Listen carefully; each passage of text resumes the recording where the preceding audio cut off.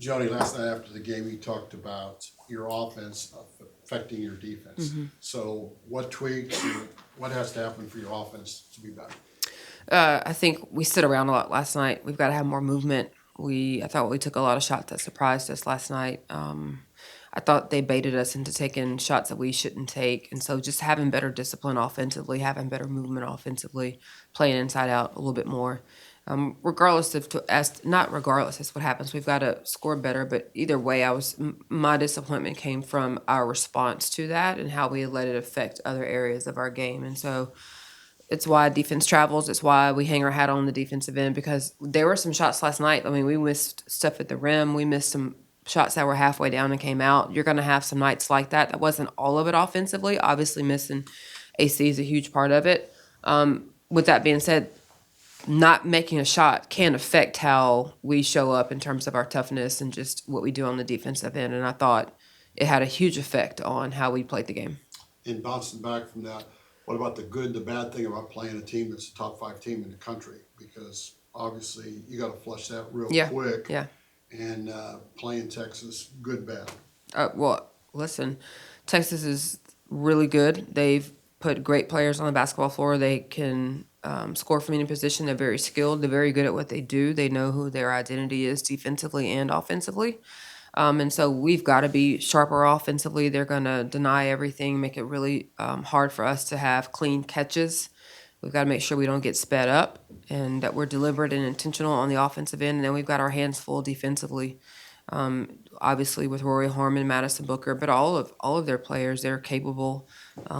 They average 87 points a game, and so we've got to make sure that we start by being locked into the defensive game plan. You talked about the other day, just finding what rotation is going to work without AC. Was there anything you saw in Fayetteville that you felt positive about? Just any certain groupings or anything like that? It was challenging.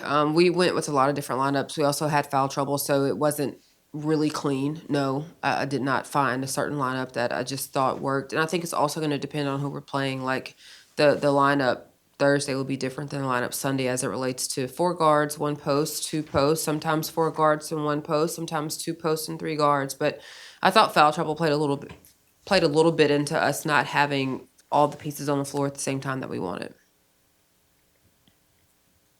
What about as someone growing up in Mississippi, now you're part of this rivalry. So I'm wondering when did you have an inclination, since you were also started as a coach in Georgia, whatever, when did you have an inkling of how important this game is? Yeah, well, I think just being around college athletics, you always have an understanding of the rivalries, right? I think we can rattle them all off, like in our minds, like the top rivalries. And Texas A&M is always right there at the top of your list, and so it's something that we are very aware of. We've talked about, and the renewing of it with Texas now being in the SEC.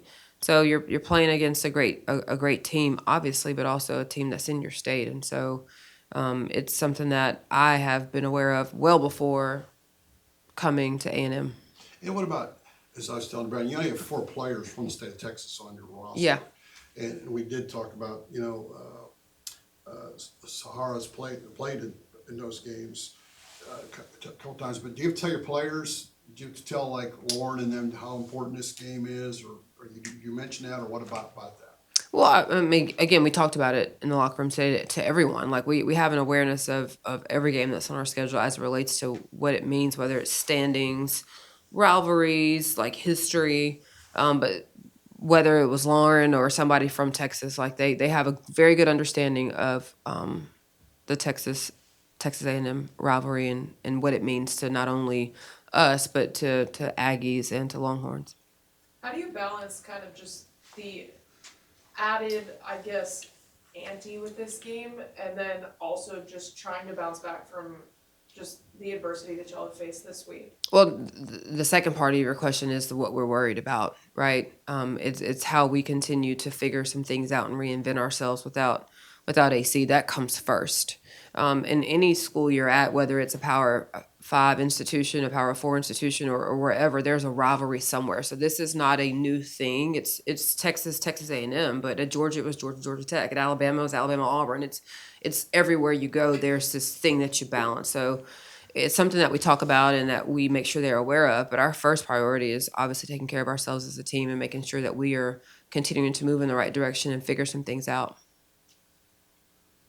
You guys have beaten 2 ranked opponents at home. Are you able to kind of pull from those experiences, or is it, since Aisha is out, it's kind of hard to think back to those?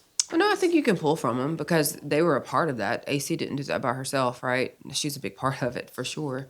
But I think you can pull on it. I think what we pull on from that is playing against top opponents, like really, really good teams, elite teams. We've done that a few times now. And so we understand what that's going to feel like, what that's going to look like on Sunday. And that's where it starts. And then it's about everyone else making sure that we, by committee, try to take on some of the responsibility that AC brought to our team. Ole Miss, Missouri, they both played Texas pretty close. I don't know how much film you've watched. Yeah. But is that the familiarity of the league? Everybody's got a lot of film, or, when I look at that, I was kind of surprised those 2 games were that close. Why are you surprised? Any Well- night in this well, league, because you could have a Texas- score like it that, can though. happen, but Texas is pretty, their defense, whatever, so I just. Well, I mean, I think, yes, Texas is very, very good, but everybody in this league is. And so on any given night, that could end up being what you're looking at. I think Ole Miss and Texas are similar in the fact that they defend the same way. They score the same way. They're 2 teams that don't shoot a lot of threes. We're a team that doesn't shoot a lot of threes. So they were able to do that. And then for Missouri, I just watched that game this morning. I think Missouri did a good job of not getting sped up. Texas has a tendency to speed you up just because they're so good and so elite defensively. They can speed you up and rush you. And Missouri didn't allow them to get sped up. So offensively, they were really disciplined and sound.